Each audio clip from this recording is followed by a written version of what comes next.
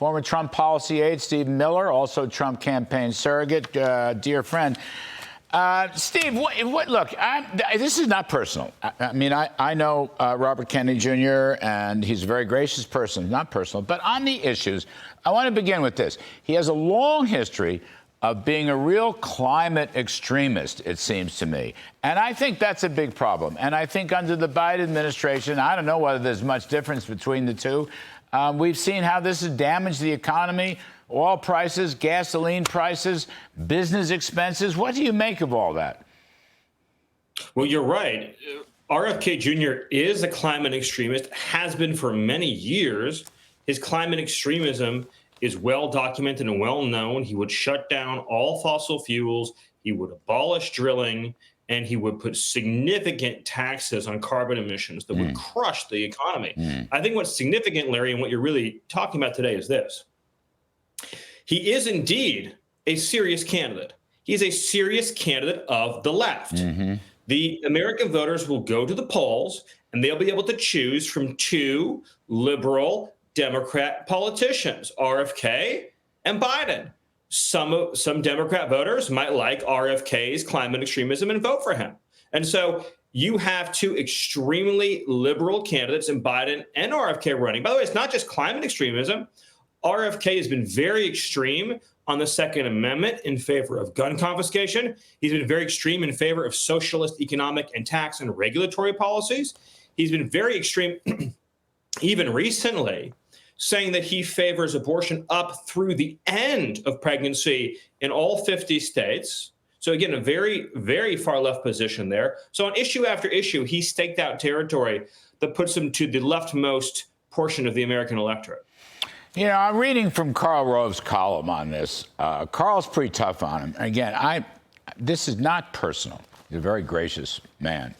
But Karl says Kennedy has a lot of other, quote unquote, moonbat ideas. Agribusiness is waging war on our health through the food pyramid. The 2004 election was stolen. The 2004 election was stolen. Wi-Fi and 5G cause cancer. Sirhan didn't kill RFK Sr. He also talks about reparations for black descendants or cities. He doesn't mention any specific names. So, again, these are pretty far out stuff. These are pretty far left. Actually, they're just fringe kinds of issues. Those don't really seem serious to me. Well, another one that was not included on that list is his very, very strong sympathy for the Palestinians that support Hamas. So that's another issue where he fits in very well with the left flank of the Democrat Party. I think there's a lot of, for example, Arab voters in Michigan who don't like Biden and who will be voting for RFK. I think there's a lot of college students in places like New Hampshire who are very anti-Israel, who will be very comfortable voting for RFK. So there's a large portion of Biden's coalition that will actually be much more comfortable, whether it be on climate issues or foreign policy issues, voting for RFK. So this is squarely a problem as more and more people become familiar with his record. And so as a lot of it was in Mr. Rowe's column, a lot of it we've discussed today, I think it's going to be a real scare for Democrats in November. Yeah, I mean, the issue of reparations, you know, I mean, I've never understood how you get there. I mean, it was hundreds of years ago. Times have changed.